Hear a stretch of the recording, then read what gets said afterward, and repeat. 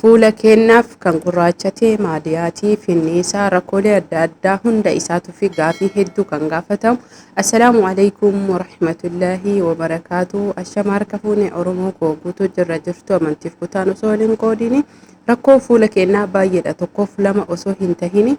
Akkasuma ammoo kireema yookiin ammoo dibata maadiyaatis ta'e akkasuma bakka gurraachatee yeroo gabaabaa keessatti nurraa balleessu ammootu walitti makaa mana keenya keessatti dibannu hunda isaa qabadhee kan isinii dhufe hanga xumuraatitti ilaaluun killee takka dhiyeeffachuudhaan hordoftoota fi kabajamtoota kiyya viidiyoo kana keessatti waan hedduu kan addaan baafattanii fi waan hedduu kan hubattanii gaafii keessan guutuu as keessa akkasini deebisuudha. Killee adii ergaa jalaa baafannee jennee niskaaffee yookiin ammoo buna daakkamaa foolii hin qabne kafa Afrikaan qopheesse mankaa tokkotti goona. Osoo niskaaffee tahee bareedaadha. Niskaaffeen akka qunca'uu fi akkasuma mootuyyuu walumaa galatti jechuudha. Scrappy akka bifa sifa scrappy waan of keessaa qabu fuula keenyaaf nu gargaara.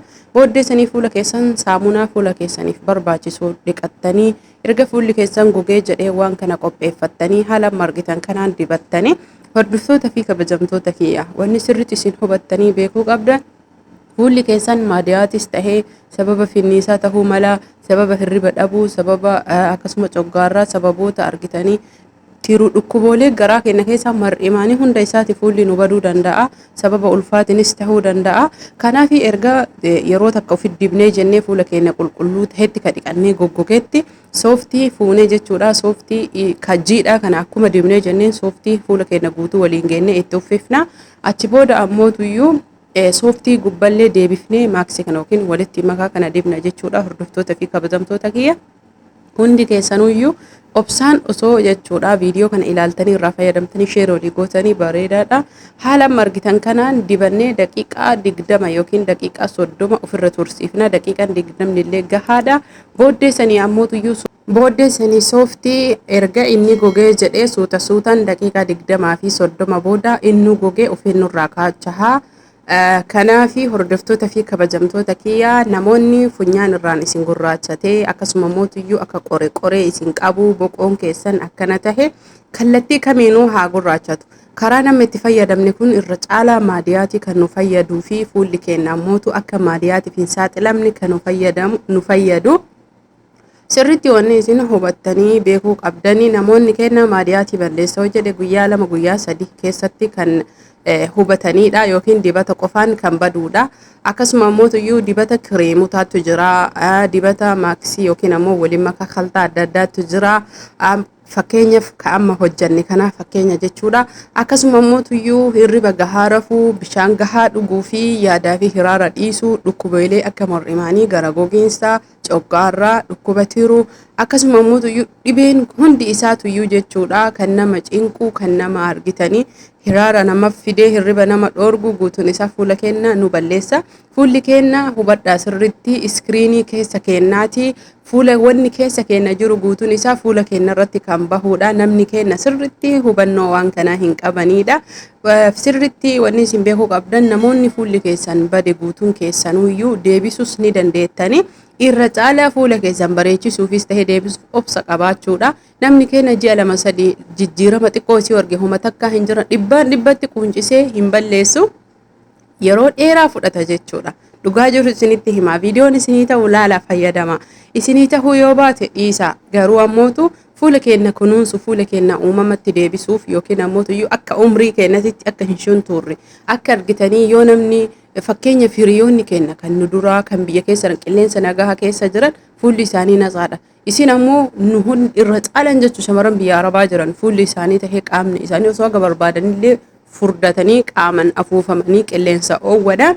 Garuu fuulli isaanii ammootu akka jiru kama beeku fi ka argeetu beeka. Namoonni hedduun ammoo maal jedhaarre bari janajjana tokkana godhee hirriba hin qabduu bilbila laa wallahi janajjanaa miti. Tokkoffaa qilleensa, lammaffaan aariidha, sadaffaan yaada, afraffaan sammuun isii guutuun gabroomaadha jechuudha. Shamarran keenya kan mana Arabaa keessa hojjetu wanni fuula isaanii balleesse inni tokkoffaan gabrummaa sammuuti. Ilmi namaa gabrummaa waan hedduutu jira. Isinii galee gabrummaa hiyyummaatu jira, gabrummaa fayyaa dhabuutu jira, gabrummaa maallaqaatti waa hedduutu jira. Garuu shamarran biyya Arabaa dalagan gabrummaa sammuu qilleensa Rabbiin uume kana hin argatan jechuudha. Qilleensuma Rabbiin kenna uume ka maallaqaan hin bitamne argachuu hin danda'an. Nama waggarraa waggatti aduu hin argine aduu yoo ijaan arge ijji dhukkubdu jira. Kanaaf kana kama argeetu beekaa hundi keessan haala kanaan fayyadamtanii ofirraa kaachiftanii erga jettanii bishaan qabbanaayaa jechuudha. Kama bareedaa tahe kana yoo dhiqattan fuula keessan kana isin gadi qabbaneessuun ofirraa bishaan qofaan lollaatan jechuudha. Hordoftoota fi kabajamtoota kiyyaa karaa kanaan fayyadamtanii fuula keessan kana qofa osoo hin tahin yoo sirriitti dhibbaan dhibbatti isin badee jedhe abishii dhugaa. Garaa keessanitti gadi waan biraa yoo dhabdan abishii namni gariin abishiin hayyooyti abishiin xirooyti haxirooytu faayidaa isiin qabdu bu'aa isiin qabdu osoo beeytanii waan akkasii isin urgaayaa hin jiru isiniin jedha. Namoonni fuulli keessan bade hundi isaa qaamas ta'e sababa adda addaa ta'u hubadha. Maadiyaatii qofaa miti shuntuura ta'uu mala dullumma umrii malee ta'uu mala akkasuma immoo dullumma nu dhoorguu heddaa tallaa dullubba isin hin dhoorgu dullumni jechuun anaaf kabajaadha waan guddaadha rabbiin sadarkaa saniin nu gahu garuu fuulli kan kee umriin isii xiqqaadha fuulli isii nama waggaa 40-50 fakkaataan hundi keenya caccabdee sababoota amma isinitti himnu warra qilleensan bubbeen awwaaraa fi aduu barate fuulli gogaan kenna waan ta'eef Afrikaan gogaa aduu hin arganne dhibeeti ta'a jechuu aduu yoo hin arganne inumaayyuu hin bada jechuu jala sababa kanaaf jecha haala kanaan erga fayyadamtanii jettanii kireemota amma sitti argitan kunniin guutuun isaa maadiyaatii balleessuuf gahee guddaa qaba kireema halkaniiti jechuudha halkan dibattan baatii namni taheef baatii jaha walitti dhaabee dibata yeroo takka bittan baatii 3 isinii gaha achirrallee isinii tahe taananiin baatii jaha dibattanii dhaabdan kuni qoricha malee kireema fuula dibatanii miti namoonni keenya hedduun irraa balleessee jennaaniin akkanatti hin deebine jedheetuma itti fufee dibatan la qorichaa fi dibanni uumamaa garagara fakkeenyaa fi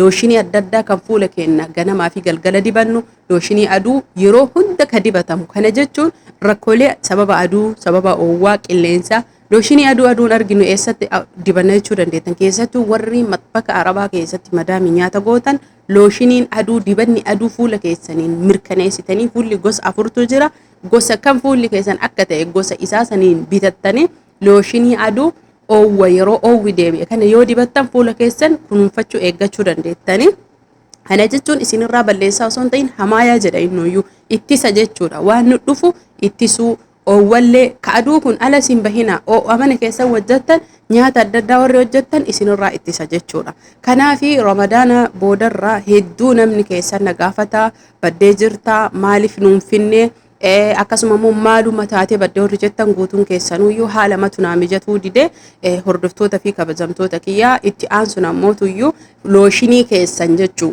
looshinii halkan dibattan meekiya viidiyoo yeroo biraa viidiyoo qabadhee isinii dhufa waan badeef rakkoolee adda addaati ilmi namaa jireenya rakkoo qaba viitaamin C gogaa jechuudha viitaamin C gogaa keessan yookiin fuula keessaniin mijatu bittanii adaraa keessan kan ani isinitti himu kana looshinii halkan dibattanitti makaati saamuna magatii salphaa saamunaan ka hirdiitu jira kiyaaraatu jira daa'imaatu jira absuudaatu jira saamunaa fuula keessaniif mijataa ta'e bitadhaa galgala dhiqadhaa yoo dadhabdan waan goota yoo dhabdan kireema kakaa'oo bataritti namni fuulli gogaa namni fuulli isaa jiddu galeessa ta'e itti fayyadamuu dandeettan garuu namni fuulli keessan zayitii qabu kireema haphii ta'e kan zayitii hedduuf keessaa hin qabne kana jechuun finniisa isinitti akka hin baafne kireema fuula jiidhaa jettanii jechuudha bitattanii viitaamin C zayitii viitaamin C tana bittanii dhabbii takka lama looshinii waan guyyaa 10 elbaa xiqqaa yookiin laastikii waan xiqqaa wayiititti gootanii guyyaa 10 galgala hunda dibattanii raftanii guyyaa 10 bifa haarayyaa yoo hojjettan jidduutti masaaja zayitii zayituunaa fi baaziliiniin galgala gootanii yoo raftan torbaanitti al tokko fuulli keessan dhibbarraa dhibba qulqullaa'aa kan ammootu hin tuqamnellee ittisa hedduu isin fayyada ganama ammoo saamunaan ol kaatanii dhiqattanii kireema aduu keessanii dibattanii kireemni aduu dirqama kireemni amma isin asitti argitan kunniin hundi isaatu iskiriinshuut godhaa warri fuulli gurraacha maadiyaatii haa ta'uu akkasuma ammootuyyuu sababa argitanii finniisaa irraa isin gurraachate bakka fedhe morma jalaan bakka inni isin gurraachatetti ولد داباتي جي أسديف قلقلة دبا وري كان دبا تنقرو كريمة أدو dirqama gaafuma kana bittan kireema aduu bitaa kireema sadiin kanneen waliin makaati xiqqeessa fuula keessan dibadhaa saamunaan dhiqadhaa yeroo rafuu heddan akka hirribaa kaatanii ofirraa dhiqaa kireema aduu dibadhaa ji'a sadiif yoo isin fayyadee jedhe achi boodallee bittanii ji'a jahaaf walitti akkanuma xiqqeessitanii fuudhaa galgala dibattanii hordoftoota fi kabajamtoota kiyyaa horaa bulaa turtii gaarii fayyaan fayaa nagaatti subscribe